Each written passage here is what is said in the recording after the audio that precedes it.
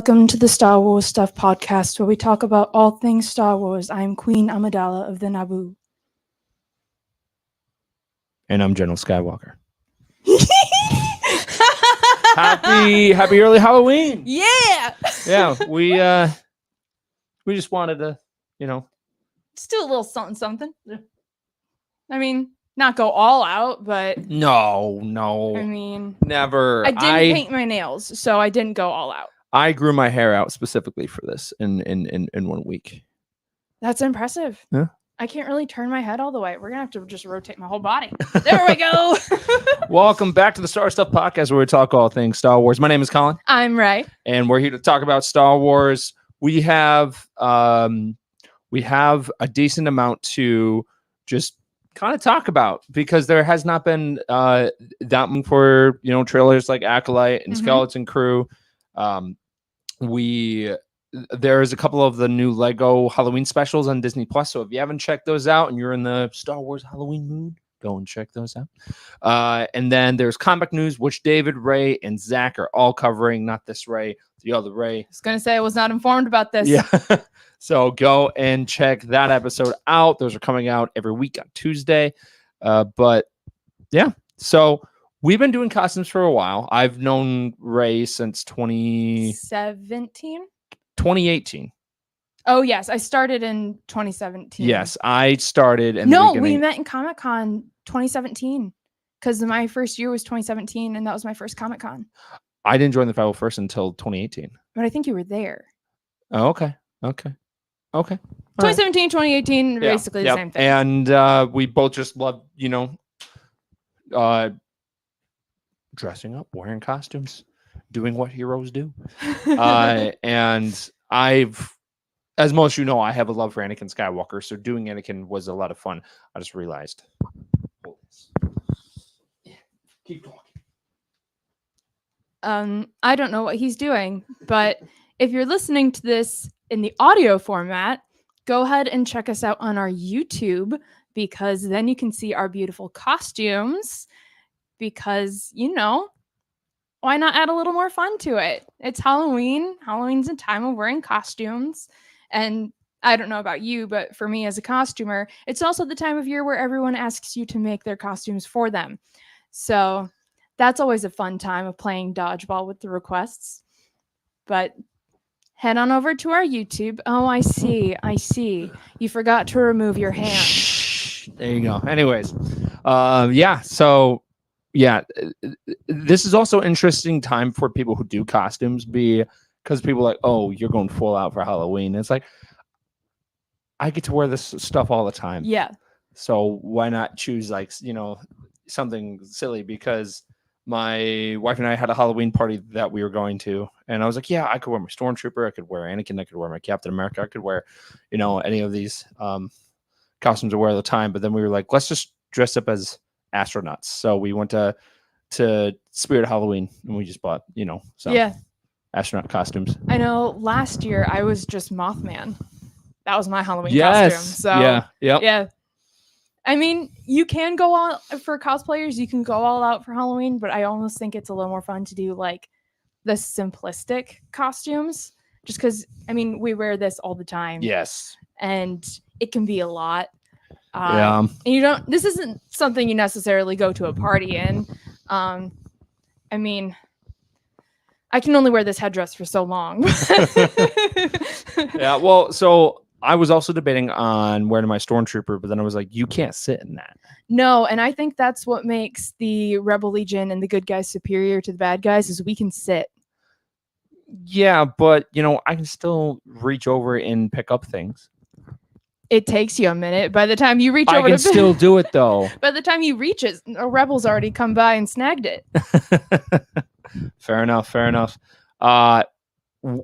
One thing we've been talking about recently is there's so much that goes into these films and the shows and everything, but the real part of the thing to me that's exciting is the journey getting there. So adding the special effects and like all that stuff. But what's cool is, some people don't know exactly how some of these sounds are created, or or some of the stories behind certain scenes and how they got there and everything. Or what all goes into the costumes. Yes. We're gonna talk about some of those fun facts. You said you had like 50. Well, so in order to gather some fun Star Wars facts, I Yeah. I put on hold about 50 different nonfiction Star Wars books at the library. They're slowly trickling in, so we'll see Okay. what I am able to glean from them. Okay. Because I've got one. I just I've got this fun book I got a while ago. It's called The Sounds of Star Wars. It's by J.W. Rinsler, and the foreword is by Ben Burnt, because he's like The sound designer. he's like the George Lucas of like sound. Like, he worked so hard on all these wonderful things. Well, he created like all of the iconic sounds. Oh, absolutely. And one of my favorite ones. Do you remember the scene in the Phantom Menace of where they're going through, and then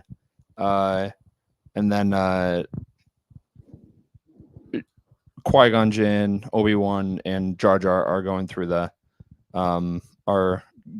like the planet core. Yes. And then Qui-Gon Jinn's like, "There's always a piggerfish." Mm-hmm.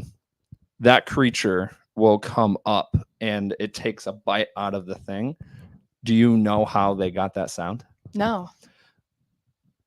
Ben Burt lifted up his daughter, and then they like had a mic, and then he just kind of spun her around, and as kids make those noises when like they're playing around, he used that sound, but he slowed it down, and you got this.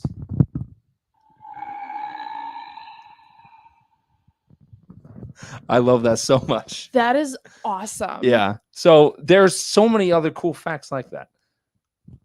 Yeah. The weird little things that go into making this insane universe never cease to amaze me. Mm-hmm.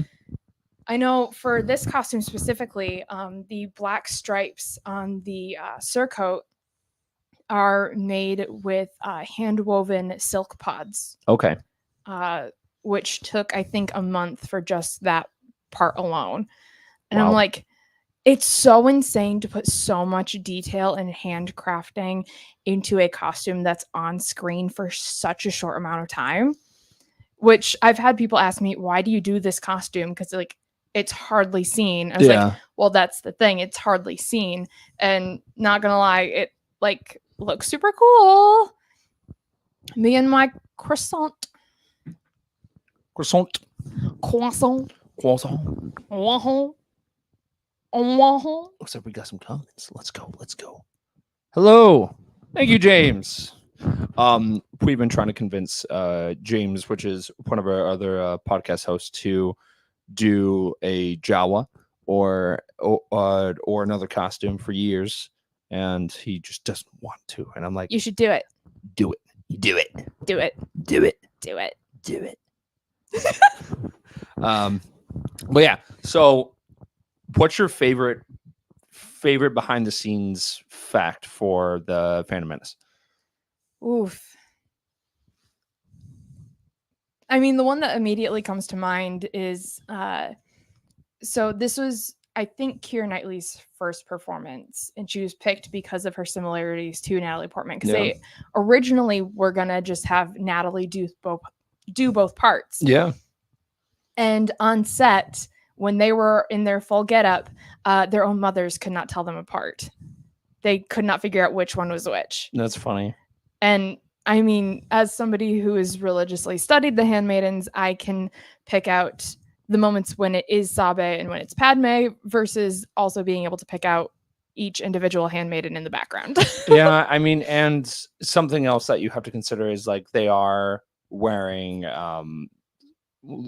well, not in every scene, but some of them they're wearing like the white makeup, or at the same time. No, they're not. No, because one is the queen and then one is the decoy. Right. Or one is being the queen and then one is being a handmaiden. Yeah, that's true. So there you go. But yeah, with all the like I was looking into the makeup that they do, and they had to create a custom color for the foundation. Yeah. Because if you go with too white, it'll yellow out the teeth. So you have to have something that's a little creamier Okay. that kind of counterbalances that. So it took me a while to find a shade that I liked that wasn't too clown white, but also wasn't too like skin toned either. Okay.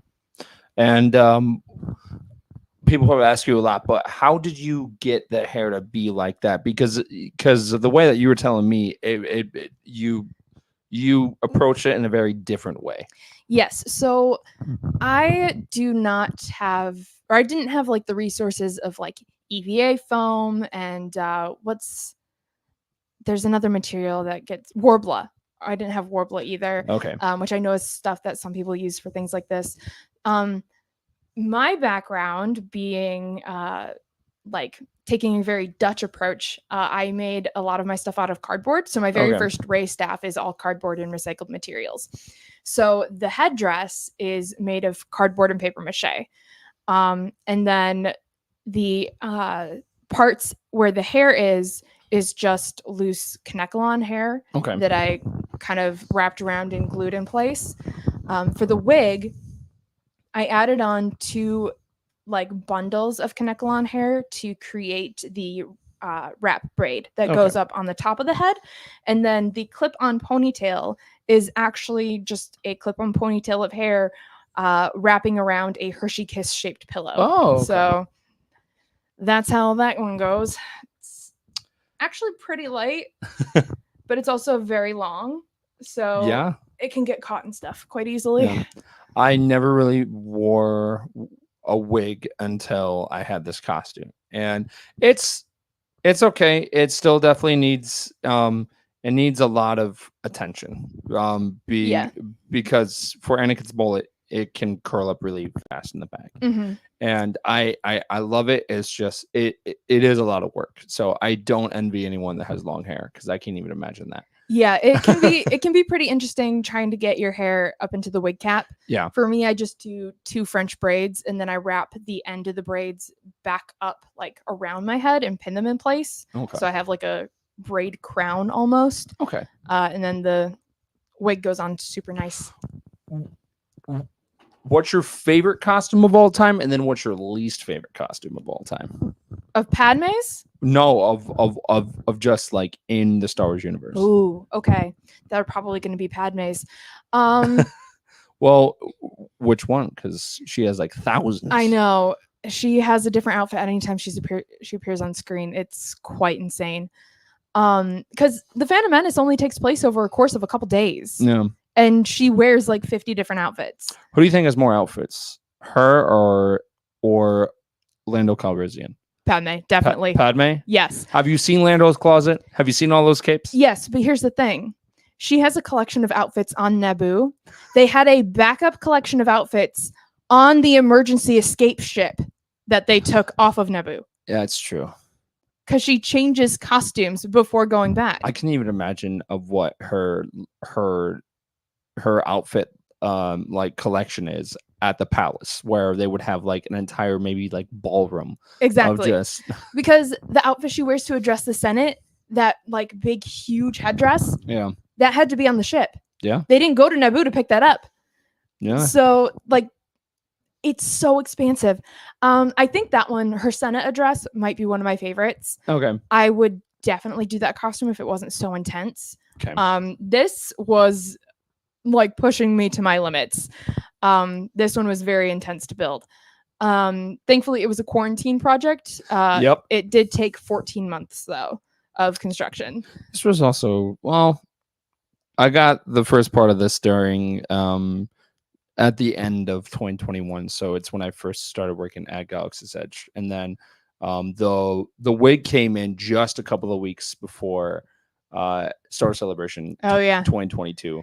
I this really wig wish took a while to come in. Yeah, I really wish I could have brought this one to Celebration, but I have no idea how to fly the headdress.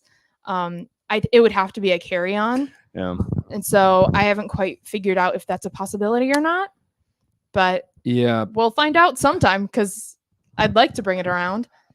I remember at Celebration 2019 there was all the handmaidens that were Yes. walking around with the queen. Yes, And I did get to meet her at Yeah. Celebration. She brought this outfit. So I got to meet her and talk to her about how she built hers. Yeah. I actually, following some posts she made on Instagram, I don't remember what her name is, but I can find it and then we can share it in the group or in the description of the podcast episode because she's so talented. The little ring pattern on the crown, she used jump rings and individually cut and place them. So like, for those who don't know what a jump ring is, on a necklace, the little expansion piece where you can like choose how tight or loose to make it, those are jump rings. Yeah. And so I copied that idea and individually cut and placed over 400 rings into the headdress. It took me 8 hours straight. Wow. It was definitely interesting and very tedious. But anyway, we were talking about favorite costumes. So I really like her Senate one. Just all the intricate beading and everything and the layers. My least favorite costume in the entire Star Wars universe is one from the Clone Wars Okay. that Padme wears. It's that purple one that's like completely backless and the sleeves are not attached to the body of the dress. It's the one that she wears when we are first introduced to Senator Clovis. Yes, she's with Clovis when she wears it. It is absolutely atrocious and defies all science. How does that dress stay up? You can't put logic into Star Wars. I know, but it's it's so upsetting. There's fire in space. Apparently, sometimes there's gravity. Yeah, and dresses can just magically not, fall apart. I don't know because like it's completely backless, and it doesn't have straps, so there's absolutely no support structure, and it's also just kind of ugly, and it's not a good color on her. But the dress makes no sense. I don't know. My favorite is probably this outfit, but the Clone Wars outfit that he wears and that Anakin wears in the Clone Wars is amazing, and I've always wanted to do it. And then the live action episode came out of where he's wearing it. Yeah, and I was so blown away. And some people were like, "Oh, he's moving weird." I'm like, "You try moving in armor like that." Like his whole upper section is very restricted. Because you've got the shoulder pads, yes, but it goes to like a certain point on the arms that I can tell. So when like he's actually like fighting, and then he probably can't lift his arms up like that high. Yeah. But I really admire that costume. That's something that's currently in the works, and I'm very excited for that. And I'm also growing my hair out for that. Nice. Yeah, because as much as I love this wig, I don't want to spend credits on another wig that I don't need to. Yeah. When I can just grow my hair out because I can do that. Yeah. You also know somebody who styles wigs, so yeah, I can help you out. I would throw the ponytail over my shoulder, but it's kind of heavy. So fair enough. For everyone listening, please comment your favorite costume, your favorite scene. Not favorite scene, your favorite behind the scenes fact. Like any fun facts about Star Wars that people probably don't know that much about. Comment it. I said mine. Do you have any more fun? I don't know. You want 50? I put 50 books on hold. Oh. And they are slowly coming in. Well, how about the notes? I have not read them yet. I saw on the shared notes thing that you and I have that you had facts there, and then I went to go look at them, and then they disappeared. Yeah, because I was looking for in-universe facts, like Squid Lake, and those were more like behind the scenes kind of thing. Okay. So. Okay. Yeah. George Lucas. So if you watch Revenge of the Sith, there's actually a lot of really cool facts about that movie. Like in the in universe facts. So if you watch Revenge of the Sith, and this is actually kind of ties into the whole Squid Lake thing, Mhm. because Anakin is running up the stairs. A lot of people probably know this fact, but Anakin's running up the stairs. He runs past a couple of characters, and one of them is a Pantoran, and that would be George Lucas. Yes. And he is playing the chairman of Pantora. But what's really cool is that he is talking to his daughter, like of his actual daughter, but and his daughter is playing the daughter of the chairman. So they're playing father and daughter on screen and off screen, which I think is very, very cool. And then you actually get a whole episode in the Clone Wars of with these characters. They're not reprised by George Lucas and his daughter, unfortunately, which I think that would have been really cool.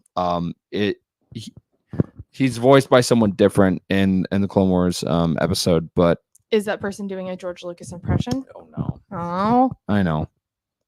way to suck all the joy out of it. Oh, I'm not the one who did it. And then there's also when they first get back from the Battle of Coruscant, and they are going to the Senate building. If you look to the bottom, like rightish, you can see all the ships that are like at the Senate building docking in. You have a Corellian freighter coming in. A lot of people were saying that is the Millennium Falcon, but I would like to point out there is so many ships out there like that. And a lot of people have been saying for years that was the Millennium Falcon. I don't mind it, but I'm just like, there's a lot of other ships out there that are like that. I'm trying to think. There's so many facts. There's so many fun facts that there's so many fun facts that I can't wrap my head around, like, because my head is just exploding.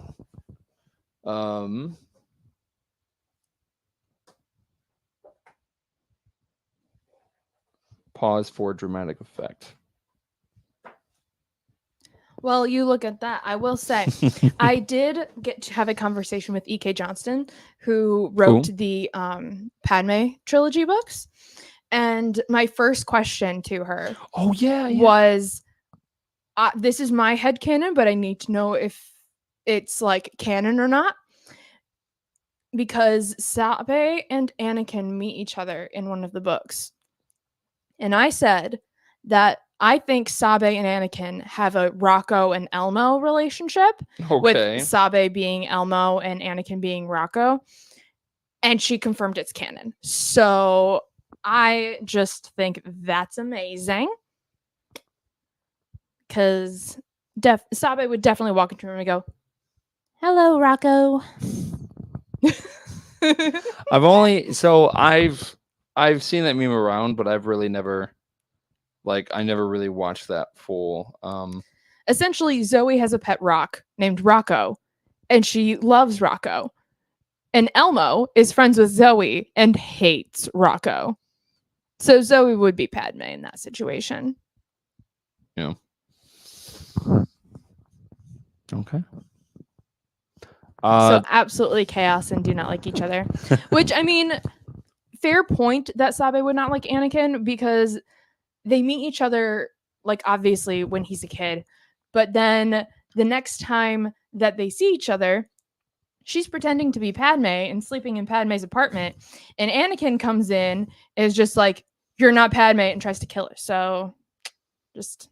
Wow. Yeah, and she wakes up from a sleep, like, with a murder attempt, and she's just like, "Yeah, I don't like you." Also, Padme does ask Sabe if she likes Anakin, and Sabe's response is, "I can see why you like him." No. And I'm like, way to evade the question, Sabe. That's funny. Another fun fact. Did you know that the Millennium Falcon was supposed to look completely different? There were a lot of different designs that Colin Cantwell kind of threw at Ralph McQuarrie and George Lucas, and at one point it did look like a flying hot dog.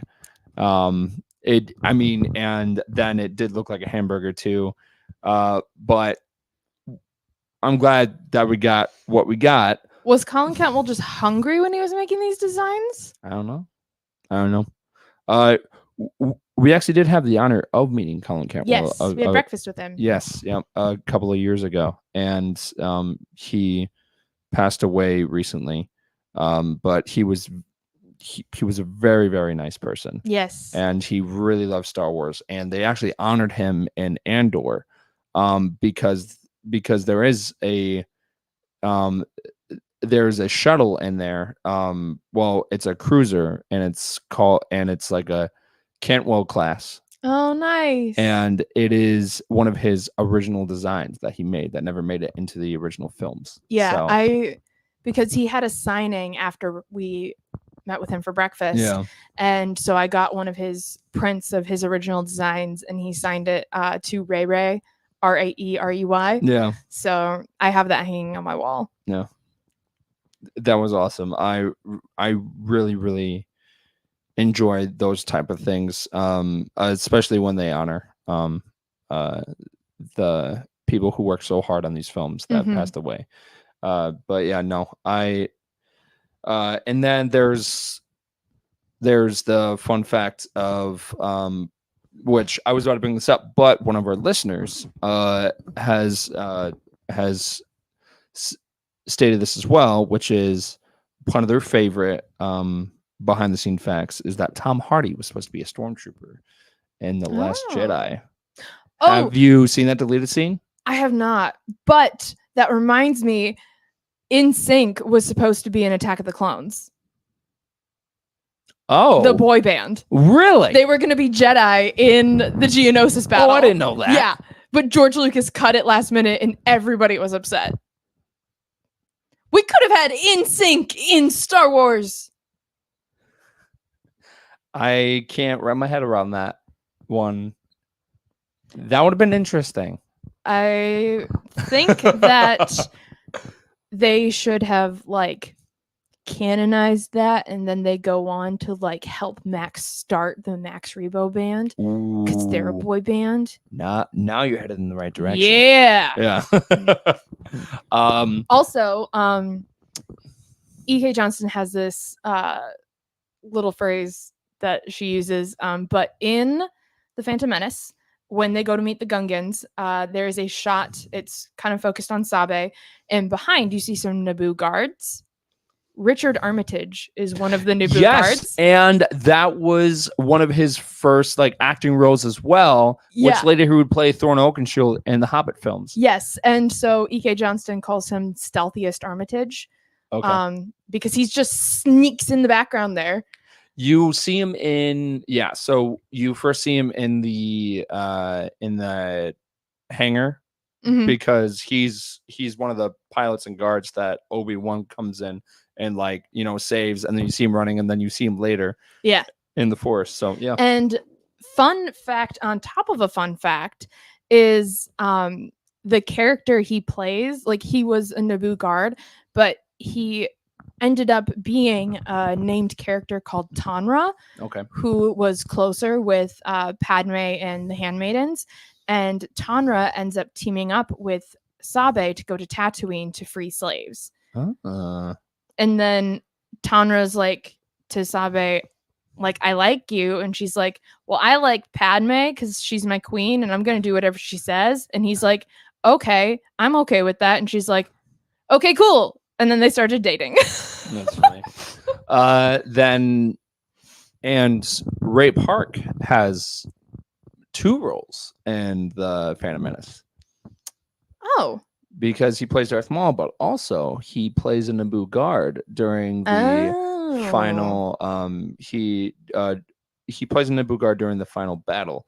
It was right before before Captain Panaka and Padme and them go out the window and they shoot up, and it's Ray Park because you see his face, but he also wanted to add his spin to the character, so he does a really fancy combat role, of course. And he pointed this out at Star Wars Celebration 2019 at the 20th anniversary panel Mhm. for the Phantom Menace, but it's just like you go back and you learn these facts, and then you watch it, and you're just like, that's so cool.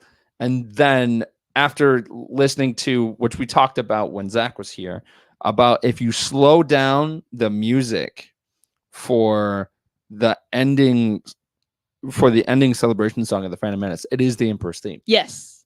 And you just slow it down, and you're just like, oh my gosh. Which I know I've said this before, but I really wonder, because Palpatine was head of the Senate. Yeah. He was Chancellor. And he was also head of the Sith. So he was fighting a war against himself for control of a galaxy that he already had control of. He was playing both sides, yeah. He already had all the power. Why is he starting a war? He ruled both sides. Yeah. And he's like, I'm going to have a war against myself so I can rule both sides. Well, but he already was. Because he had to gain the people's trust. He had to But he had it. He was Chancellor. right, but if you see in the end though, people were questioning, and then also he was definitely past his time that he could be in office, and the Jedi were pretty much ready to overthrow him. So what his plan was, he needed a reason to have the Jedi turn against him so the public could really, really be on his side and not question anything. And that's where the Empire came in. Yeah, but that was like well before. Like, why did he start the war? Because he wanted power. Him and Darth Plagueis had a plan. Power. He ruled both sides. Right, but he wanted to like have it all as one. He wanted to have it all as like one empire, which is eventually what he did. And he had he like said that he had a plan. I just find but it I weird. guarantee he changed the plan like halfway through. I just think it's weird because he already had all the power, and he's like, "I'm going to start a war to get more power." It's like, how you're already ruling both sides, Right? Like, you have all the power. Why do you need more? That's not possible because you have all of it. The only other person who's more power hungry is Anakin. How dare you? I'm not going to say I'm sorry. He was trying his best. He was doing his best, because do it or not, there's no try. But he was doing his best to, create peace and justice for the galaxy. Have you seen Attack of the Clones? I see through the lies of the Jedi. No, because after he kills all the Tusken Raiders, he's complaining that he doesn't have more power. He wants more power. He was the best guy around. He murdered people. What murder? Also, what's funny enough about him killing all the Tuskens, it's not funny, but I was gonna say, wow, okay.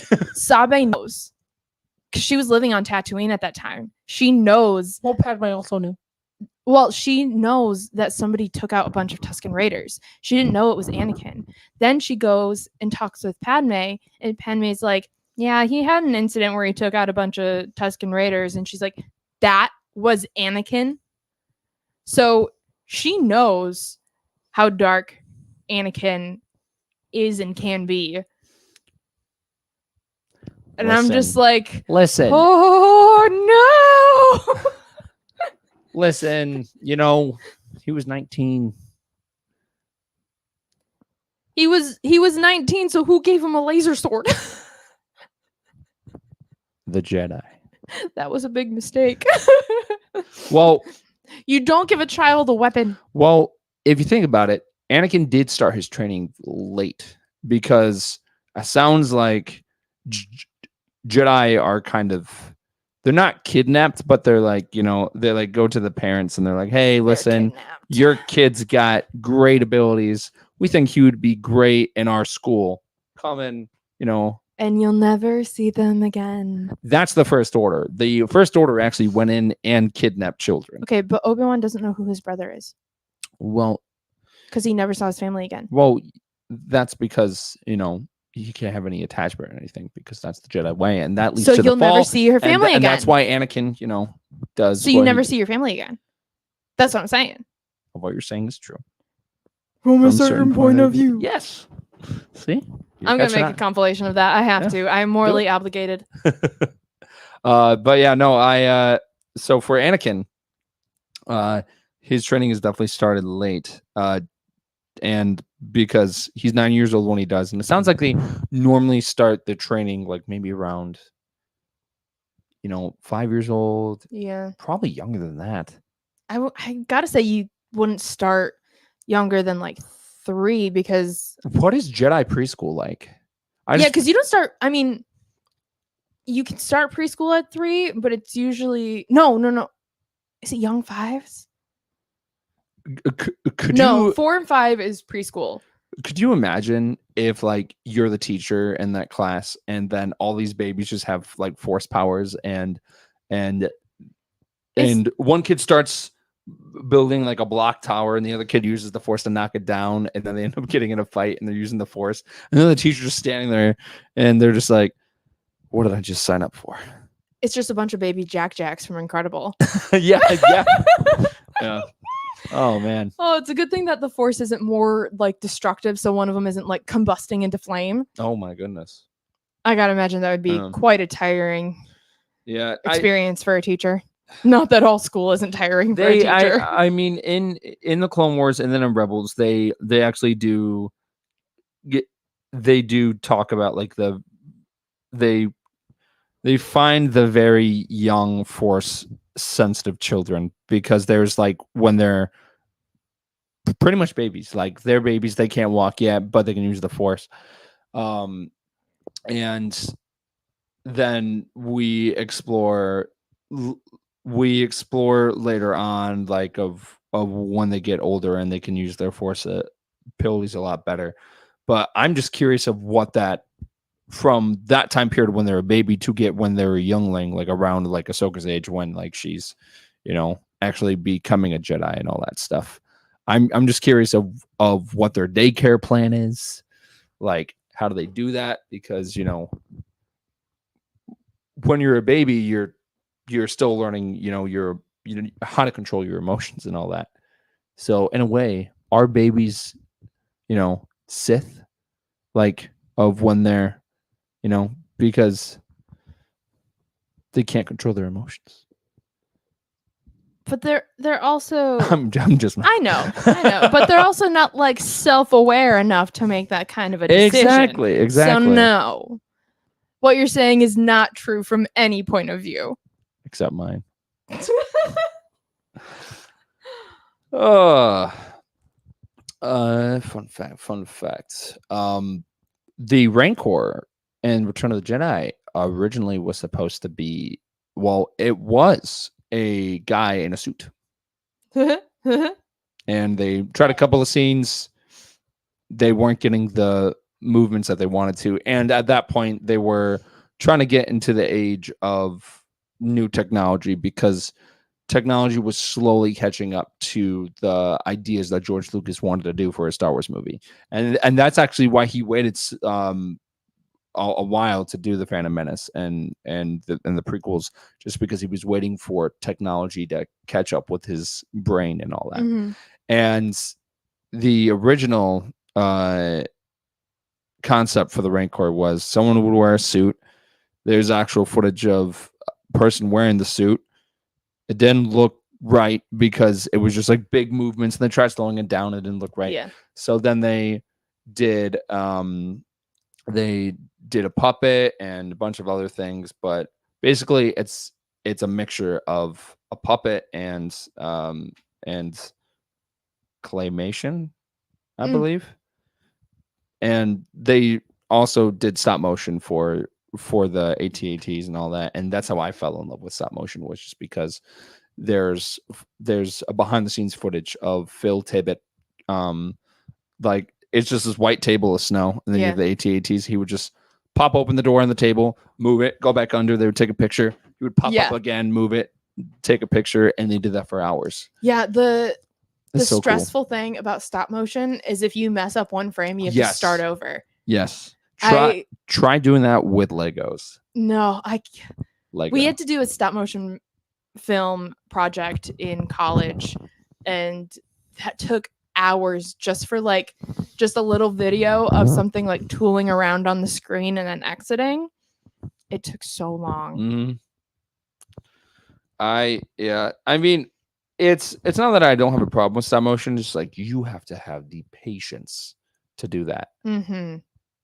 and I think that's why any claymation stop motion that you see in Star Wars looks so amazing, because they spent hours on doing that, even though some of those scenes are like maybe for like 30 seconds or less. Yeah. I am not a very patient person, which kind of contradicts with this headdress because I spent 8 hours putting Yeah. 400 plus jump rings on it individually, Yeah. but I'm not a patient person. That's fair.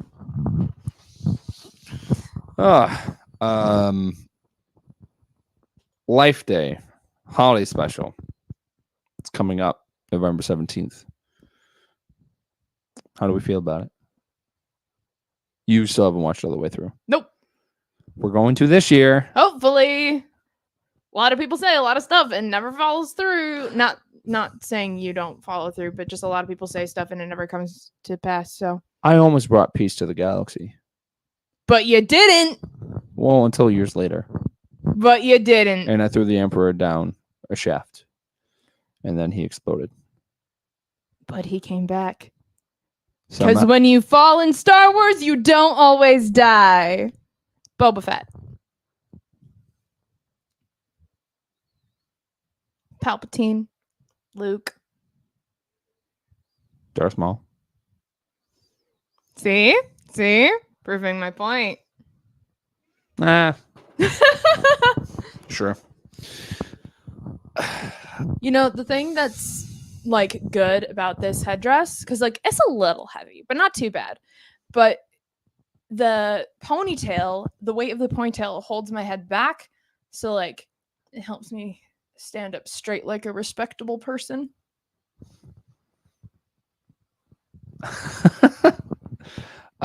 Favorite lightsaber? Rey's at the end of Rise of Skywalker. Okay. The one from the staff. I love that one so much. And a lot of people were confused about her crystal being yellow. And they're like, that's the first time that we got it in canon. And I'm like, it's not true. Well, also because of the temple guards. It flickers green and blue before turning yellow. Yeah. So it's not necessarily a yellow crystal. Yeah. I'm just wondering where she got it, though. She could have taken one of the crystals out of one of the sabers she buried, but I don't know where she would have gotten the green one.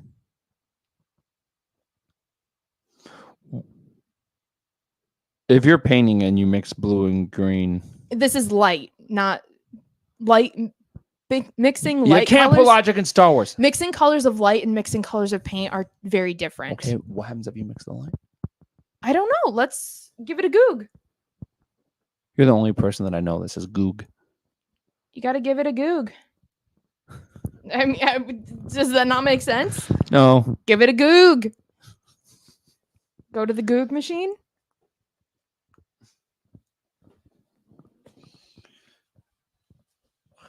There's so many great like behind the scenes like Star Wars facts. It's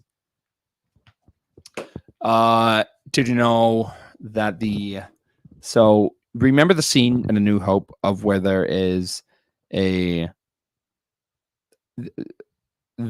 a couple of Tuskens that like spot Luke and 3PO and the land speeder, and they're going in and they're trying to find R2D2.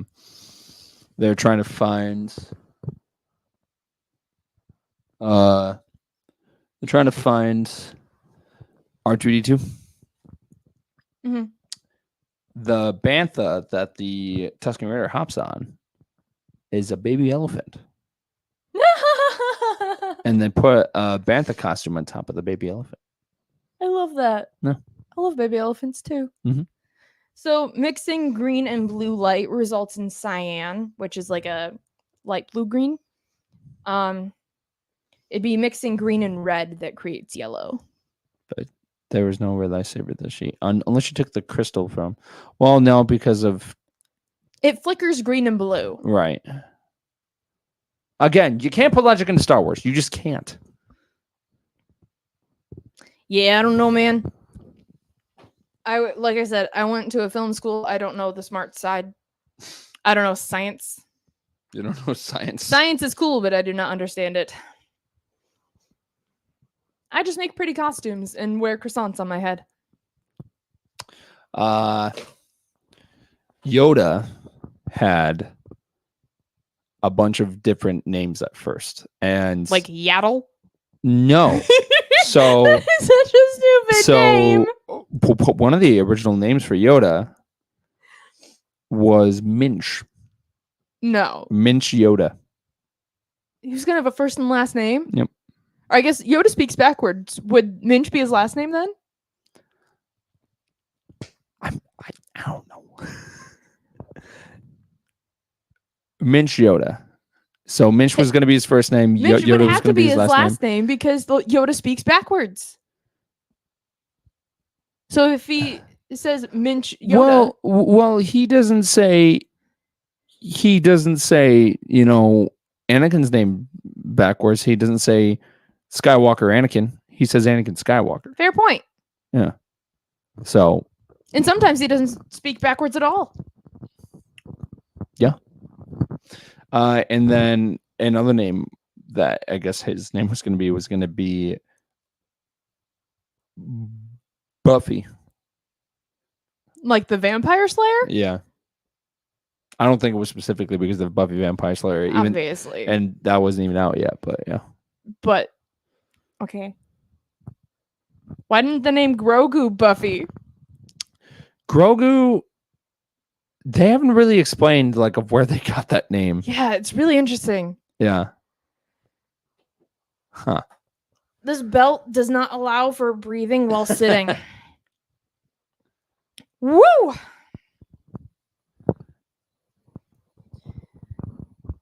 I have a problem. Yeah. The back of my head itches. I can't reach it. There's no way to get to it. Because it's covered by so much hair. I'm okay. Han Solo's famous line, I know you, was not scripted. The original line was I love you too. And Harrison Ford. That's boring. Right. And Harrison Ford just kept saying it over and over again. And George Lucas and him were both like, this just doesn't this doesn't speak Han Solo. Yeah. And then Harrison Ford's like, I'll try something. And then, you know, you've got the classic, the I love you. And then he's going down. He's like, I know. And then, I know. And then George was like, cut, wrap, that's it. That's the one. Print it. And Harrison Ford's like his journey to Han Solo was like his whole journey for Han Solo was very interesting because he wasn't even supposed to be Han Solo. Who was he supposed to play? He wasn't even supposed to be in Star Wars. He was a carpenter and he was doing a couple of projects, and he's happened to be doing the one where they were doing the casting, and he was working on the door, and then I think George or someone was just like, hey listen, we need some spots to fill in to have someone do a couple of lines for Han Solo. Are you interested? And he's like, is there money involved? And then he's like, yeah, sure. And Kurt Russell actually auditioned to be Han Solo. He didn't get it, but we could have gotten a totally different. Wow. Yeah. And Tom Selleck almost was. Tom Selleck was almost Indiana Jones too. Wow. Yeah. But yeah, and then during Empire, and then in Return of the Jedi, Harrison Ford tried so hard to get Han Solo killed off because of not that, which, you know, something that Harrison Ford at the time was just like, listen, I don't want to do this character anymore. I've done my part. Let's move on. Yeah. But then he just keeps coming back. Right. But his excuse was, I want this character has lived his story, and he has fulfilled his purpose. Have him be killed off so that can inspire the characters to fight on and do more and all that stuff. Mm-hmm. And George was like, no, No. no, and it mainly was because a dead guy would not sell action figures. So it's just like, come on. Yeah. Yeah. Yeah. Do y'all think Yoda has a speech impediment? We've seen other members of his species not speaking in a reverse style English. That's true because you have Yaddle. Does Yaddle speak? Yaddle was voiced by Bryce Dallas Howard. And oh wait, no, that's the because that's in Tales of the Jedi. Tales of the Jedi. Yeah. Does Yaddle speak? No. Okay. It's got to be a speech impediment thing, or maybe it's like a dialect. Like if there's a planet and like the entire species on the planet is whatever species Yoda is, and maybe it's just a dialect. They came from different areas. Yeah, I mean, again, it's like a southern accent. We don't know what planet he's from. We don't know what his official species name is.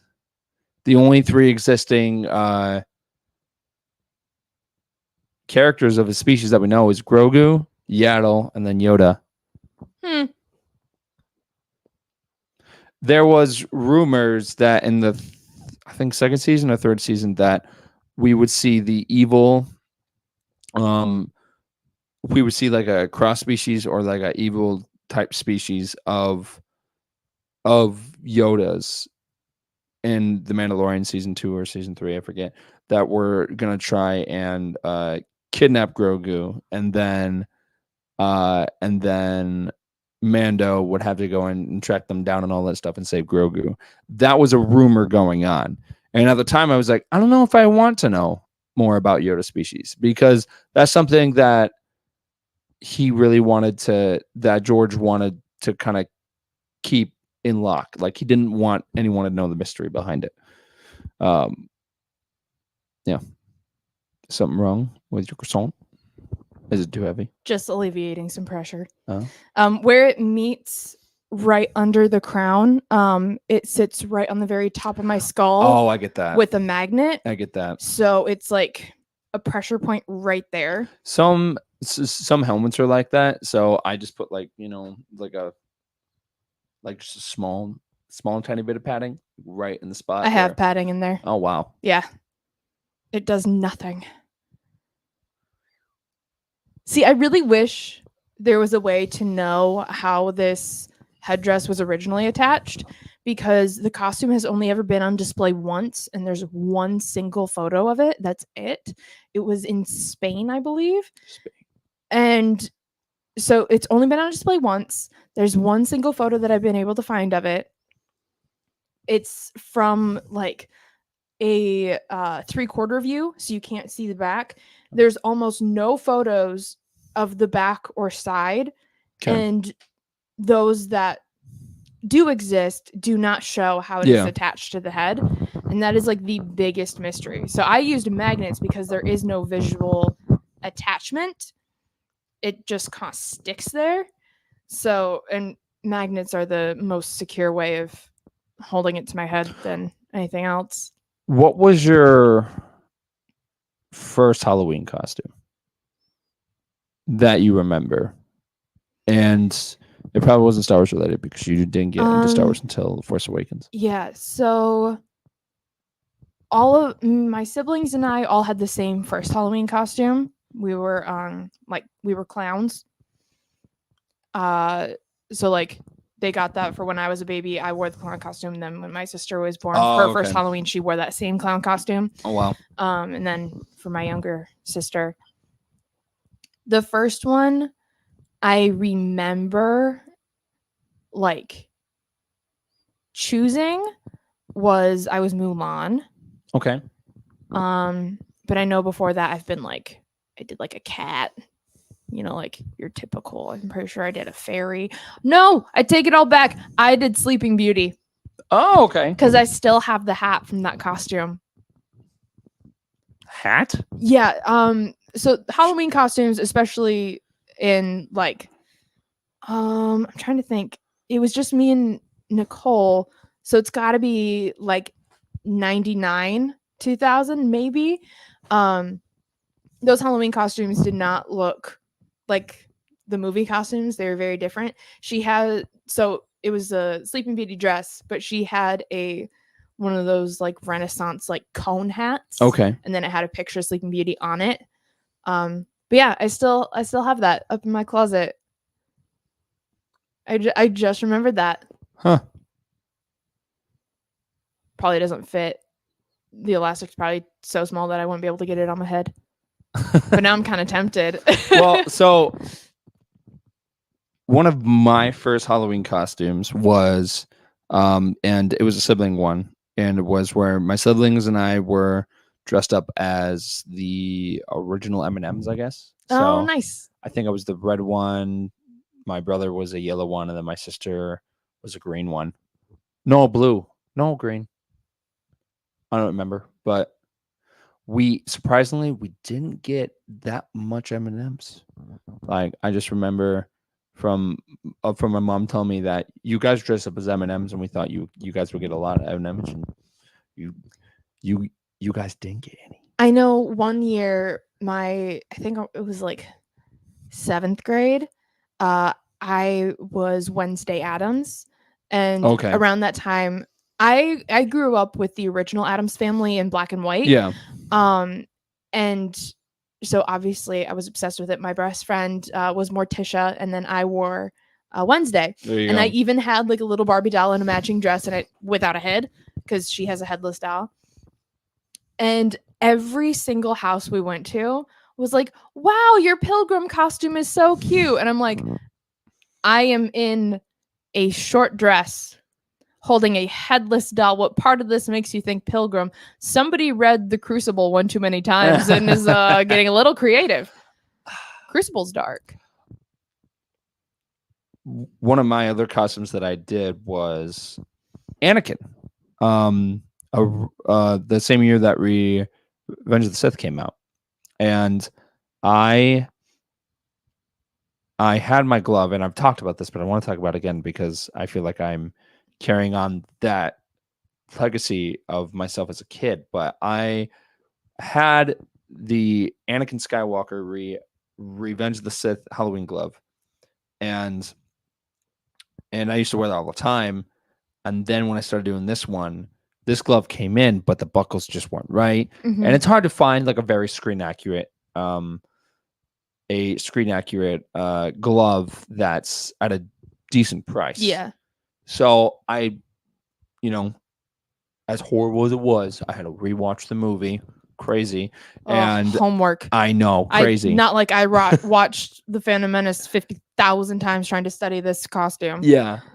And I zoomed in on the glove, and then I looked at old pictures of my Halloween glove, and I was like, those buckles actually look really good. So I went to my parents' house, I grabbed the glove, and I was like, oh my God. And I compared the both. And these buckles are probably one of the most screen accurate, like. Are they metal? Yeah. They're really. Yeah. For a kid's Halloween costume. Yes. So that is insane. Yeah. So I did so I use the term organ donor when I'm moving something from one costume to another. So I did that with my old Halloween glove. So I just took the buckles off of my old glove and put them on this one, and then I just looked at it and was like, this is fantastic. And not only does it look screen accurate, but I am carrying on the legacy of my younger self of bringing this character to life, because I love Anakin's character, and I love wearing this costume and just kind of bringing this character to life. And that's my main mission when I'm doing these costumes is I want to bring these characters to life, and I want to do it correctly. I don't mind if something's off here and there, but if I'm doing a costume like this, I want it to be like, I'm looking in the mirror Yeah. and I see Anakin Skywalker back Yeah. at me, or I'm dressing up as a stormtrooper and I see like an actual stormtrooper. So it's for doing costumes like that, to me, is very important. It's and I've been getting a lot of questions like about my glove and boots and everything, because I approach doing Anakin a lot differently than other people, because either you go the cheaper side, which is totally fine, Yeah, or they go thousands of dollars side, yes, which is not in everyone's budget. And then I kind of found that happy medium where I choose different things and I choose different props and items, and then I just kind of modify them, because I did that for my Captain America too, because I got it, came in, and then I modified the crap out of it. That's what I call scavenging. Yeah, well, you are a scavenger. I am Scavenge Patch Kid. Yes. I remember the first time I put on this costume, because like I've been working on it and like trying it on like as I go to make sure it all fits. But the first time I had the complete get up was when I was taking Rebel Legion submission photos. And so I am in the bathroom and I put on the croissant and I'm looking at myself, and my dad is going to take the pictures. And he's like watching to make sure like everything's like on correctly in the back. And I start like getting really emotional, and like I kind of like put my hand over my mouth, and he's like, "No, you can't cry. We've got to get these photos done now." And he like kind of like pulled me out of the bathroom. Yeah. He's like, "No, stop looking at yourself. You're gonna cry." But it was really interesting building this costume for Rebel Legion, because the costume requirements were very inaccurate. Yeah. Because they were just very old and hadn't been updated. And so I kind of had to do all the research myself. And almost nobody has built this costume, and people that have aren't active on the internet anymore for the most part. So I didn't really have anybody I could reach out to for like, hey, how did you do this? What material did you use for this? So I had to do all of it from scratch, which was pretty intensive. And I built a whole website basically like outlining my entire process and all of my research. It's called theroyalcroissant.weebly.com if you want to check it out. Okay. Because this is the royal croissant. It's a headdress that looks like a croissant. It's what it is. And I was very surprised when I submitted my website with it too, with all of my research, and it was an instant approval. So, because I was a little concerned, because like this is more accurate than the CRL was, but also the judge was probably going off the CRL, and I'm like, this is very different. So I was a little nervous, but yeah, it was an instant approval. So that's awesome. And then I found out like a couple months ago, there is somebody who recently joined the Rebel Legion who followed my tutorial and built Sabe and got approved with Sabe following my build. That's awesome. So that was really exciting to see. Yeah, I mean, I think that's the great thing about having these skills and all that stuff. I mean, I'm not at that stage yet of where I'm talented, but I'm talking about like you and Hunter Smoke and other people, where you work hard in these projects and then you inspire other people to like do it. That's got to be so satisfying. Yeah. I also really like someone commented on a TikTok video that said like, hey, you should do Keira Knightley's costume from The Phantom Menace. And I was like, but the money. And then I was like, wait, why don't I just like slap something together like a Cossack cosplay? Yeah. And I did. It was like the headpiece was made out of cardboard attached to a headband. It was like so slapdash. That's so funny. But I started making TikToks with it. And then I just kind of like slowly started like researching. I was like, oh no, I kind of really like this. So I've been doing Sabe content on the internet for a while. And I've had so many people reach out to me and be like, when I'm reading the books or when like I think about Sabe, like I'm picturing you. And I'm like that's all I want in life is to be Sabe, because she's so awesome. Yeah. And then that comic book came out and the cover looks like it's my face, which still weirds me out. I remember the TikTok you made. Funny. So then I mean I kind of wanted to build that costume because it looked really cool and Sabe. But then that cover came out and it was like, okay, that looks like my face. Now I really have to build the costume. So man. at some point, I want to get that big blaster that she's holding, and then I want to do like I want to take a picture like in that same pose and do a side by side. Because I Yeah. think it'd be really funny. But gotta find print files for that blaster. Yeah. Yeah. No, oh man. And I recently just got a resin printer and I'm slowly, and Ooh. I am still in the world of learning. There's Yeah. so much that goes into that. And the people that have the, skills going into it, kudos to them. But for me, I have no background in any of that. Yeah. So it's just a lot of research. It's, a lot of questions, but it's also a lot of research. But after you do everything on your own and you work at it and you work hard on it and you finish the project, it's so satisfying. Yeah. And that's what these costumes are as well, because you are doing the research, you are making sure it looks as screen accurate as it can be, and if not, then you just keep going and you keep finding different things. But having these costumes and stuff like that, it's so much fun. And when you, and also if you're doing it, you also find, some amazing people. Like Yeah. right now, you and I would probably not be sitting on this No. couch talking about costumes if we didn't, end up doing costumes. I would not have a giant croissant on my head. Yes. Yeah. So it's Star Wars changes people. Star Wars does change people. It puts a croissant on your head. Yeah. I mean, not all the time, but I mean, if you want to be cool. I don't need a croissant to be cool, I think everybody needs a croissant to be cool. And a Hershey Kiss hair pillow.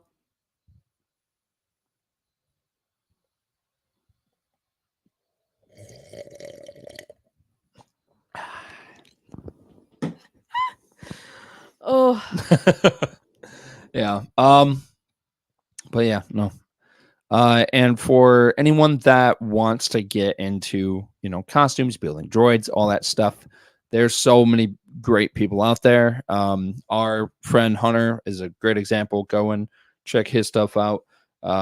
There's also Agent of Mandalore. There's Canovin Around. There's Cloning Around. There's Flex and Rex. There's Bourbon Buckets.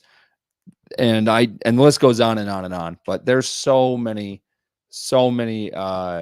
great costume makers out there, and people who are part of the costume community love to inspire other people. Yeah. So if you want to get into costumes, just go and do your research, go and find different people that you like, that do costumes, and just really go the distance, because I didn't really know what to do with Anakin, and I was asking the right questions. I was doing my research. I kept watching the movies over and over again.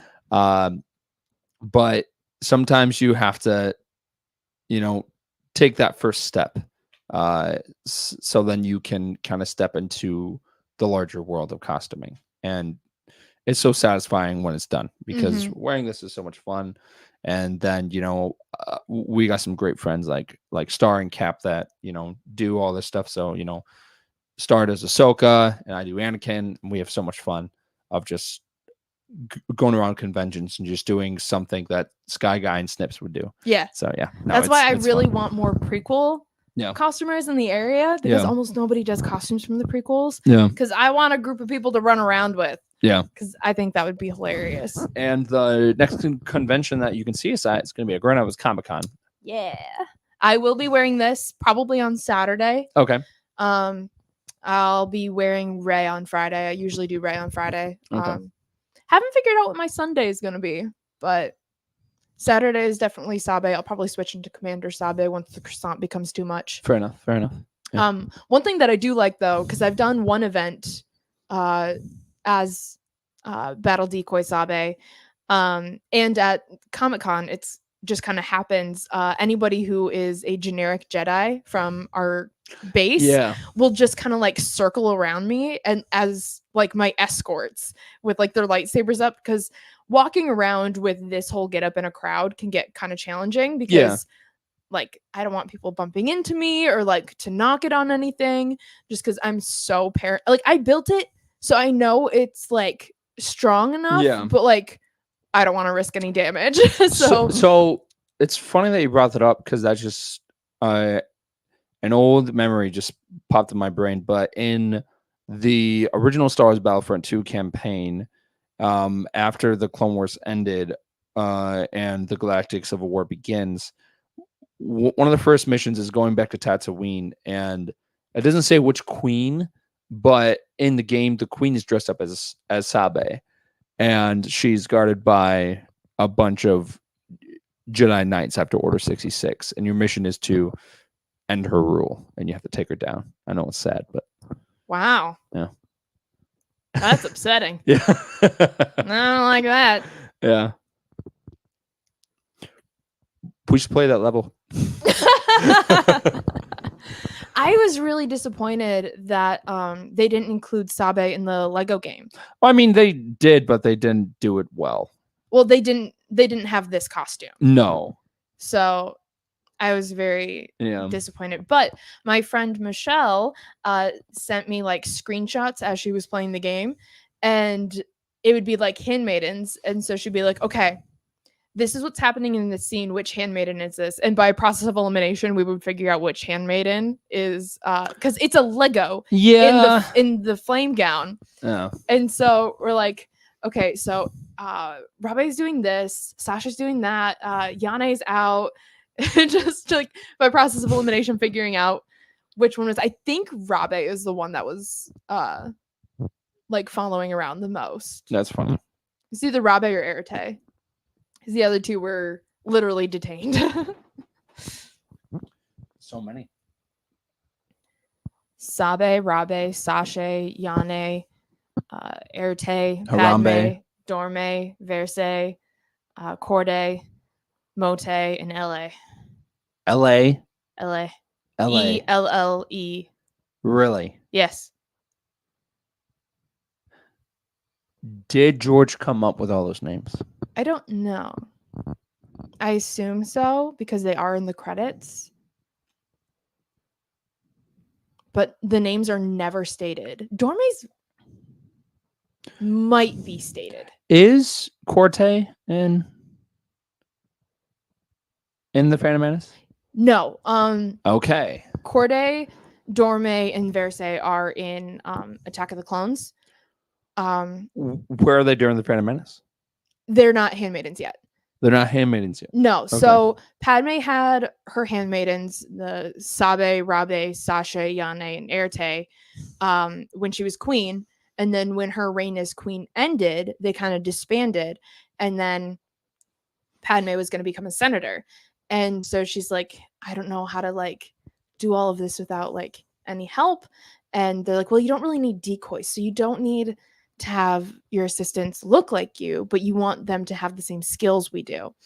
And so then she brought on Corday, Dorme, and Verse. And so they were her handmaidens as a senator. Yeah. And when the Clone Wars, when Attack of the Clones opens, the ship blows up. Yeah. Corday is the one that dies. Yes. And Verse was also on that ship. And Dorme was the only one that wasn't there, and she's the one that hangs out with Padme the most. In the beginning part of the film. Yeah. Okay. And then LA was cut from the film. She's in like deleted scenes. And then Mote, you can see in the Liberty Dies sequence, she's in like the floating pod. Oh, okay. Yeah. So here's my question: how are these like their actual names? Like No. when they first, but then okay. See, I was saying that because I was like, there's no way it's a coincidence that they all have very similar names to Padme. Yeah, no. So Padme, when she became queen, had to give up her name because she picked a name Amidala. Yeah.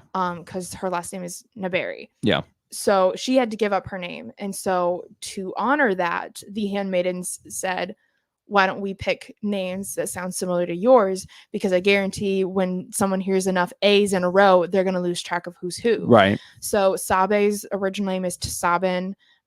Erite is Ertima. Yane is, I think, Suyan. There's so much going on. Sasha is Sasha. And then I know Dorme was, I think, Dora. And then Corday, I know, was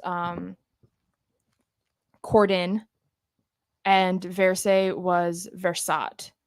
Those are the only ones I remember offhand. Okay. So yeah, they changed their name to honor Padme. Well, there you go. Well, do you have any special plans for Halloween? No, but I did take it off of work as a religious holiday. Oh. Because Halloween is a holiday about costuming. And costuming is so much of who I am. So No. you know, I take it off and count it as a religious holiday. Well, I mean, I do that for Star Wars Day. So Yeah. Like I treat that day like Christmas. Like I wake up, I get presents for people, I go out and I do something Star Wars all day long. I've never gotten a May 4th present from you. Well, these past couple of years I've been on the planet of Batu. So now that I'm back, you might get a present from the chosen one. But I've known you before you moved to Batu. Are we not friends? Of what you're saying is true. No, I'm just kidding. No, I'm gonna pull a Sabe on you. I don't like you anymore.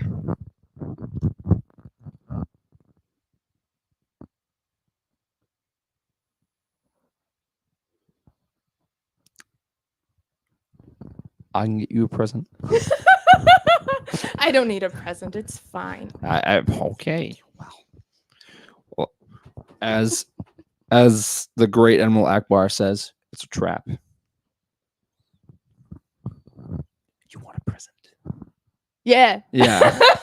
Who doesn't want a present? Right, exactly. But yeah, no, I treat Star Wars Day as a holiday. We're probably going back to Galaxy's Edge this year again, and then for Life Day we have something in the works because a decent amount of people in our group have not watched Life Day. Try and get it off. Join us. I already have the schedule. Try and get it off. Off the record, there's a lot of scheduling issues popping up with that job. Oh, okay, fair enough. So yeah, fair enough. Okay, all right. Well, tune in for a special episode for that because Life Day is a lot of fun. I spent Life Day at Galaxy's Edge last year, and that was insane. Yeah, and you wore that Snuggie. Yeah, it was really nice. It looks nice. It was really, really nice. That photo you got in front of the Millennium Falcon is pretty cool. Yeah, and it was actually cold enough to wear it too. Like I was not super hot, and I remember the big picture at the end of the night, and they actually had someone dress up as the you won't understand this, but there's a 4-armed cook, and they are they're wearing like this giant white purple apron, and they got 4 arms. And then they're like, they have their own cooking show, and they're like, stir whip, and they were just walking around the park with 4 arms and holding a whisk, and just going to different places and just saying that line to people, and it was the funniest thing. Oh my gosh! And then I remember in 2019 there was also a you know what? I'm not going to spoil it for you, but people have made some great costumes from this holiday special. And fun fact about the holiday special: Carrie Fisher was under the influence of drugs when she was singing that song at the end of the holiday special. Yeah, that having read 2 of her biographies, that doesn't surprise me. Well, I mean, you have to think that after doing Star Wars was a series film, and then you go to the holiday special, and it's I also gotta imagine you need them to get through something as crazy and ridiculous as the holiday special. Because there's a lot of musical numbers. There's a lot going on. There's also Beach Ken dressed as Anakin as Luke. He looks like a Ken doll. Well, yeah, because before that, shortly before the holiday special, Mark Hamill got in a car accident. Yeah, but they could have matched his foundation. He's orange I'm just surprised that Harrison Ford was in it. with the bleach blonde hair. He's Yeah. got like that beach Oh, wave. yeah, It's no. total Ken. Yeah. Total Ken. Yeah. And I think the big thing that I'm surprised but happy about is that when Disney got the property and then they had The Mandalorian came out, like of just through the later projects, they pretty much just accepted it and they kind of make fun of themselves, which is fantastic because they sell merchandise because if they like sell the orbs, they like Mhm. they sell the Chewie wearing like the Life Day robes like as a plushie, and they sell like they sell the robes. They like they sell the Snuggies, and it's so cool, and it's very very comfy. By the way, I love that Snuggie. It's very very very very cool. But yeah, so Life Day, November 17th. That's coming up. So for your calendar, if not, we're definitely gonna do a watch party for that. And then we have one more listener that said, Colin, in question, with prep time, do you think Batman would be Anakin / Vader? Oh, like in a fight? Or like, So there was a fan film that came out a while ago. I can't think of the name of it, but they actually had, I guess the Empire captured Superman, and then Batman goes to the Death Star, and then he tries to save Superman, and then him and Vader fight. And I believe they made two endings of where Batman wins, and then and Vader wins. Like they made two alternate endings for it.